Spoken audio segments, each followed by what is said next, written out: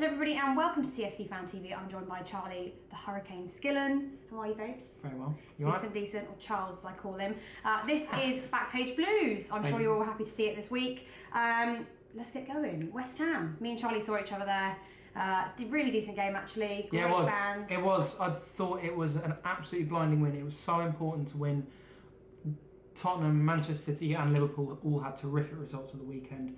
Obviously the pressure's then on us on the Monday night to pull it out of the bag. And I thought apart from the first 25 minutes, which West Ham were really aggressive in terms of lumping the ball forward to Carroll and crossing in from deep. And I think that was causing us issues. You know, and not that they had 10 shots on target because they didn't, but it was certainly stopping us playing how we wanted.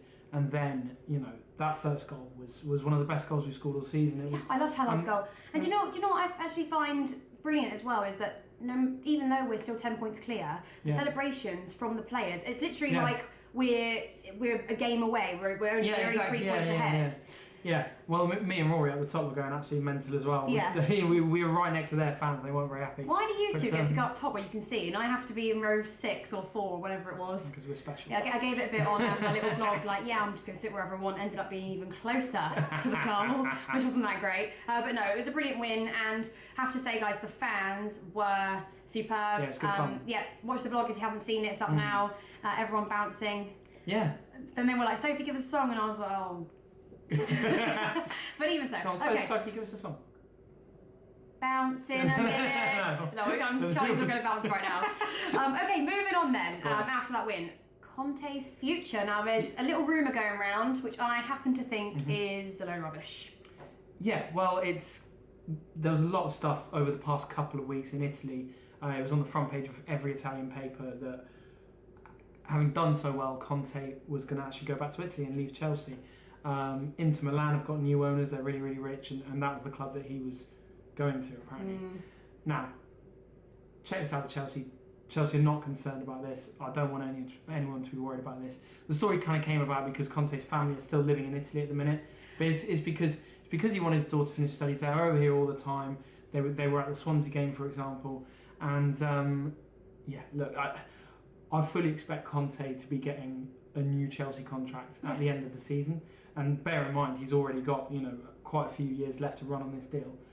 He's going to be getting a sort of improved contract as a reward for touchwards winning the league. Last I heard, really wanted to stay at Chelsea for years. Maybe that's another report, but too many add-ups on that one. I think even if you look at Monday night, he's there going absolutely mental on the touchline. He's coming over to the fans. This is not an unhappy man. No, I mean he clearly wants to go back. But no. The stories were there for a reason. Don't mind me. Yeah, vodka. It's a green tea. He's happy, isn't he? He's fine. There is no need to worry. Exactly. Chelsea are not concerned that this is going to be an issue.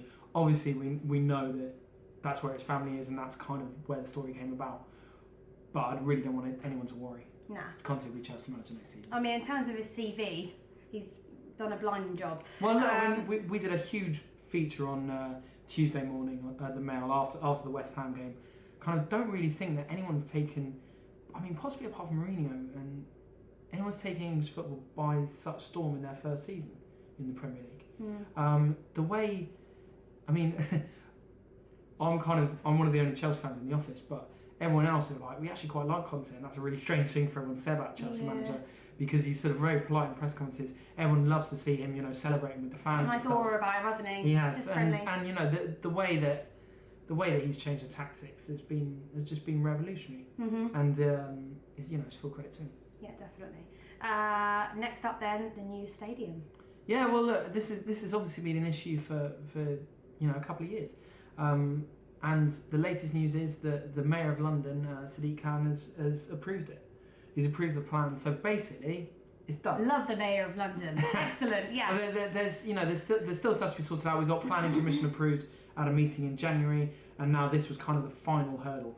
I think we've got to be grateful as well, because I mean, there's very few clubs that have fans that can block a stadium move to a different location, and we did, and I personally cannot imagine playing anywhere else other than Stamford Bridge. Like, literally broke my heart. Absolutely, and it's not going to happen. No, exactly. No, it's not going to happen, and that's the stuff that's still got to be sorted out is where we play in the interim.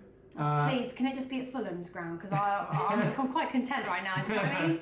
Yeah, I'd love that. It's got a nice little cottage. Yeah, there. to Wembley nice, but, every weekend is not really ideal. But look, I think that's what it's going to be. You know, those are kind of the things that have to be worked out. But basically, the new ground is happening, which, you know, I can see why some people are a little bit reluctant for the Stamford Bridge we all know and love to be gone. But the main thing is that it's on the same site. Now, in terms of the funding of it, it's going to cost. Well, they keep saying it's £500 million. It's probably going to be more than that. And Chelsea are even looking at Chinese investors to help, you know, get the funding across the line. Not that Roman Abramovich needs any help funding anything. Quick question from me actually. There was a rumour going around they were going to change the name of it. Well, Stamford Bridge is always going to be in the title. They are going to be looking for a sort of ground sponsor. So it might be, you know, Sophie Rose Arena at Stamford Bridge. The Sophie Rose Arena. The CFC Fan TV Arena. Yeah. Okay, we're going to make a call to Roman. Yeah. Suggest that we're willing to, you know, sponsor for around probably £50. Yeah, we'll do him a couple of fan cams. Yeah, fan cams, interviews. Take him out for some green tea. I don't know. Yeah. Rory might even turn up. Who knows? Yeah, probably will. Well, we don't count on it. Okay, and last but not least. Sanchez. Yeah, everyone's been getting very excited about this. I'd be excited. Yeah, I am. He's a great player. The biggest news in English football really has been Sanchez at Arsenal this week. He was obviously left out of the Liverpool game. He's had a big bust up with Wenger and his teammates really, despite what Wenger says, that did happen. And at the minute his position at Arsenal looks untenable. He is a player that famously always wants to play. It doesn't matter if he's got half a leg hanging off. He wants to play. And do you know? It really. Sorry to interrupt. It really. When players sign for Arsenal, you've got to think what's the real attraction there? Because trophies cannot be top of the list. None of these. But you know, none of these bind us. You know, as a player, you might be thinking, right, great, London lifestyle, top 4 club. But really, for players like Alexis, they're going to want to win titles, win trophies. And that's a lot of why he's leaving. You know, one of the trying to leave. Not trying to leave. Yeah. Well, one of the defining images of them getting absolutely walloped in against Bayern Munich was him just completely devastated on the touchline away from his teammates, because that's not what he's used to. And he is in the top 10 players in the world possibly. Yeah. He's certainly like an elite Champions League level player, and Arsenal have failed to deliver that. He was obviously left out of the Liverpool game, which was a huge talking point. And what it does mean is that people are getting very, very excited on where he's going to go. Come on. Now, come, babes. Come on. Now, Manchester City and Chelsea are the 2 English clubs that are really, really interested in him. Obviously, both very rich, can both offer him a title challenge, can both offer him, you know, Champions League football without a shadow of a doubt. The problem is that Arsenal are absolutely desperate to sell abroad. Juventus and PSG are the 2 favourites. They can obviously offer him Champions League football and the chance to win league titles. He's got the next season is his last in his contract, so this is the last summer that he'll move for a fee. So like next season, when it comes to the summer of 2018, he'll be leaving on a free transfer. Yeah. So basically, this is the last time Arsenal get any money for him.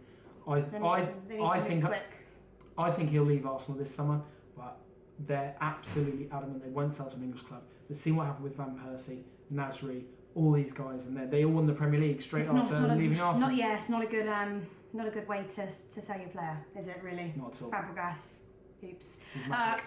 Magic. Magic for us. Okay, that's all we have time for, guys. I hope that answered a lot of your questions. Comment below what do you want to see in the next edition of Backpage Blues, and we will see you all very soon.